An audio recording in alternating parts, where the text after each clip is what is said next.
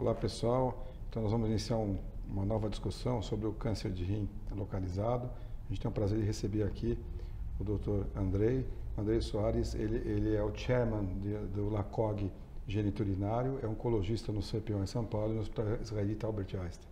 E nós temos aqui a honra de receber o professor Rodolfo Borges dos Reis, ele é professor livre-docente da Faculdade de Medicina de Ribeirão Preto, da USP em São Paulo, local onde ele chefia o departamento de urologia também, e é um ex-presidente da Sociedade Brasileira de Urologia, na seccional aqui em São Paulo, uma pessoa muito atuante nesse cenário. Eu sou Estênio Zec, eu sou líder da urologia do AC Camargo Cancer Center e fundador e coordenador do LARC. Então, é muito interessante estar nesse evento que congrega oncologistas e cirurgiões urologistas, cirurgiões oncológicos, para debater essa questão muito atual que é o câncer de rim. Nós vamos focar, nosso assunto vai ser no tumor de rim localizado. Então, eu queria iniciar para o Rodolfo.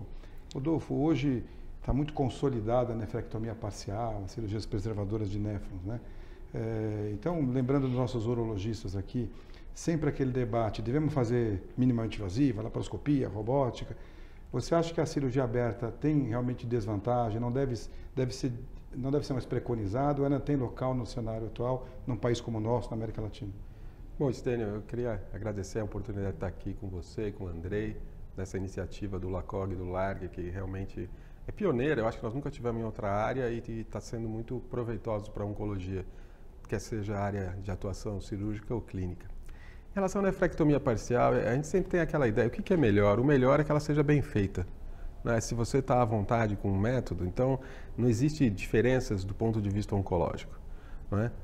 Talvez se você tiver uma lesão mais hilar e você não tiver tanta experiência com os métodos minimamente invasivos, fazer ela por via aberta. Mas oncologicamente eu acho que são métodos que se equivalem. Se você tiver tudo à mão, às vezes fazer minimamente invasiva é melhor, porque o pós-operatório é mais tranquilo, mas eu não vejo grandes diferenças. Eu acho que se você está à vontade com o método, se você vai proporcionar o melhor para o seu doente dessa forma, é assim que deve ser feito. E, Rodolfo, nessa questão de fazer a nefrectomia parcial, naquele paciente que tem um rim contralateral normal, uma função renal boa, existe um artigo europeu, do Van Poppel, que mostrou que talvez houvesse algum benefício maior para a nefrectomia radical, mas na prática o mundo pratica a cirurgia preservadora de néfrons, né?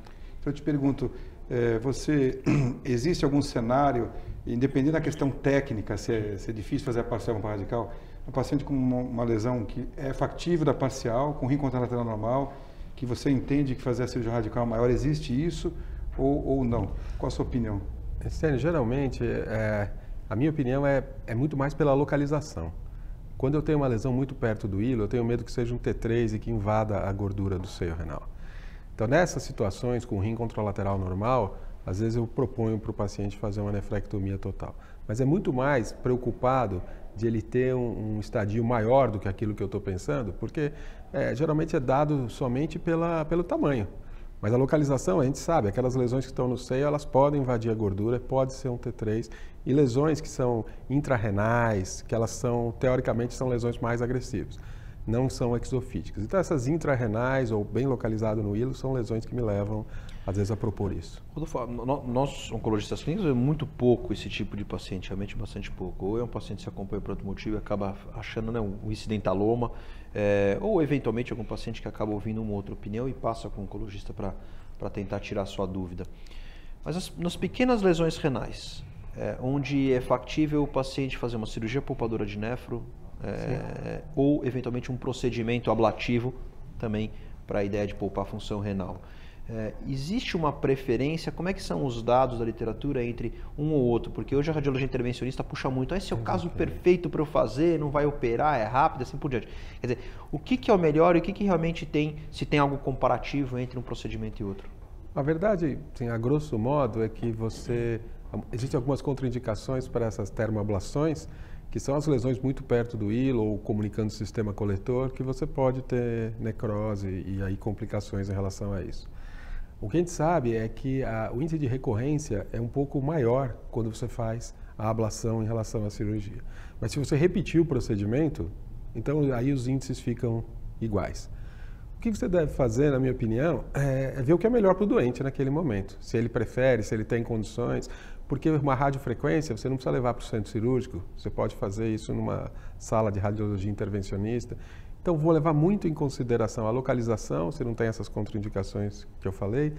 Vou levar muito em consideração a idade. Os pacientes mais idosos, a gente tem uma tendência a ser menos agressivo, por ter menos complicações cirúrgicas. Vou levar muito em consideração o outro rim, né? Então, se eu realmente quero poupar bastante néfron, talvez isso seja uma boa indicação. E o que eu tenho disponível, né? A gente não pode deixar de falar que isso pode ser, crio é melhor que radiofrequência, mas eu disponho de radiofrequência? Bom, faça a radiofrequência. Se tiver que repetir, você repete, que os índices são bons também. Apesar dos exames de imagem, muitas vezes quando o tumor de células claras, eles conseguem já meio que, o radiologista já dá praticamente diagnóstico histopatológico, né, quando ele avalia.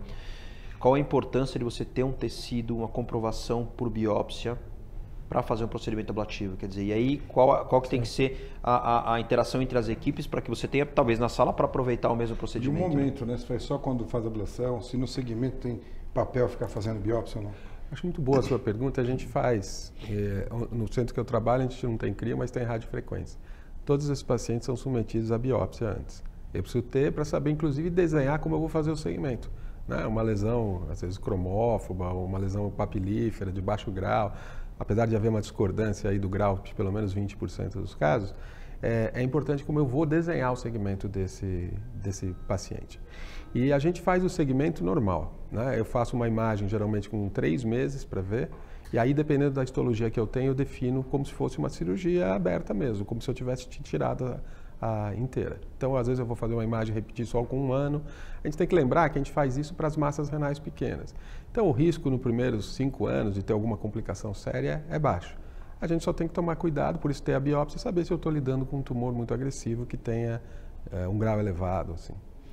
O Andrei está comentando, ele é um oncologista. Eu vou extrapolar um pouquinho a nossa questão aqui, é a doença localizada no órgão, né?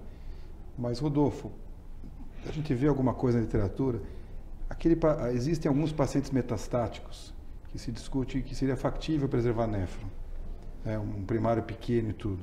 Você acha que a gente pode fazer isso, deve fazer isso? Existe esse caso ou não? É metastático, vamos para a nefroradical sempre? Não, eu acho que existe esse caso. Eu acho que tem casos que você pode fazer isso. Você tem uma doença metastática, a lesão é pequena no rim, em termos, inclusive, de preservar a função renal, porque a doença já é metastática, você não vai mudar o estadio. Se você tirar o rim ou não, ela continua sendo uma doença metastática. Então, a ideia daí é preservar a função renal para ele ter uma qualidade de vida melhor e suportar alguns tratamentos que, por algumas vezes, ele pode ser necessário você ter uma filtração melhor. Então, eu acho que existe esse caso. Existem casos, inclusive, o Andrei deve acompanhar isso, de você fazer neoadjuvância e transformar uma nefrectomia que seria total num paciente numa parcial. Essa sua pergunta é o caso ao contrário. Eu já tenho a chance de fazer a parcial, ele é metastático e eu posso fazer. Acho que existe sim. É uma conduta, não é uma conduta típica, a gente não vê isso. É raro a gente ver um tumor pequeno metastático, mas acontece e essa é uma conduta isso deve ser levado sempre em conta na equação, né? Sim, deve ser levado. Ablação em casos muito selecionados, né? Pode fazer, então, uma ablação em casos selecionados. Vamos retornar para a pequena massa, que é o nosso foco, então, e vamos fazer aqui um pinga-fogo com o Rodolfo. O Andrei pode apertar ele também. Então, por exemplo, ele mostrou uma coisa interessante, tamanho e negócio estadio. Você pode ter uma lesão pequena, ela ser um T3. Né? Então, falando das pequenas massas renais, né? Rodolfo, nós vamos discutir um pouquinho agora a vigilância e depois umas perguntas de técnica cirúrgica. Então, qual o caso que você propõe uma observação vigilante em pequena massa renal e qual o caso que você faz um watchful waiting para pequena massa renal? Bom, o caso da vigilância é um caso que realmente eu não vou operar. Então, é um caso quando o paciente não tem condição, ou ele tem realmente uma massa muito pequena, é um rim único, o paciente já é bastante idoso, ou pacientes jovens que não têm condição cirúrgica, e aí eu faço a biópsia e conforme o achado dessa biópsia, eu posso propor vigilância. Essa é a ideia da vigilância. Toda vigilância você preconiza biopsiar antes? Eu preconizo. Eu acho que você tem que saber o que você está seguindo. Inclusive, porque hoje existe uma decisão compartilhada. Então, você tem que chegar para um doente, você vai falar, olha, sua chance de desenvolver metástase é 1% em 5 anos, 2%. Bom, mas você precisa falar isso para o doente, precisa saber, olha, o seu caso é um caso diferente. Você tem um tumor de Bellini, é diferente o seu caso. E aí o paciente tomar a decisão junto com você. Eu preconizo isso, a não ser que eu já tenha tomado a decisão. O paciente tem 84 anos, tem uma massa pequena, que aí não vai mudar a minha conduta. aí eu não faço a biópsia. Seria o watchful waiting, então. Aí é o watchful waiting, e aí nesses casos eu não faço a biópsia.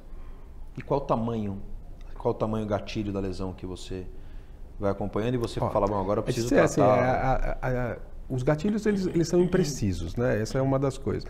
Tem aquela história de você, quando ela cresce mais de 0,5 centímetro ao ano, mas isso, na verdade, tem muita lesão que é de alto grau, tudo, e não tem esse crescimento no primeiro ano ou no segundo.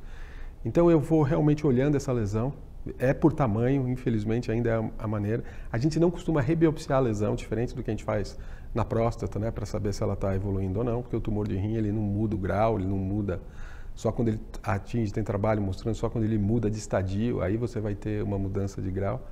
E então é só essa situação. Lembrar que os homens, é estranho isso, as mulheres mais jovens, quando tem massa renal pequena, elas têm maior chance de ser benigna, e os homens, quando eles são mais velhos, isso acontece. Então lembrar que 20% dessas massas, elas são de histologia benigna. Daí a importância da biópsia, porque às vezes eu posso nem seguir, eu falo, olha, você volta daqui 2 anos que eu vou fazer um exame de imagem, né? Então essa é a ideia. E fazer então a watchful waiting, como o Stênio falou, para um paciente que tem 80 anos, foi lá em você porque ele segue por outra coisa, você fez uma imagem, viu uma lesão pequena, fala assim, não, então esse paciente eu não vou fazer nada. Uma outra indicação de biópsia que é interessante é quando eu suspeito de metástase, né? O paciente tem um outro tumor, então aí eu devo pensar em que pode ser metástase e refazer a biópsia mesmo. Rodolfo, vamos lá então. Fazer um pinga-fogo agora. Nefré parcial, o tamanho é limite, a conformação é limite, o céu é limite? Não, eu acho que o tamanho e a localização Qual são limites. Não, os livros falam 7 centímetros. Eu vou te falar que é bem desafiador fazer parcial com 7 centímetros, porque pega mais da metade do rim.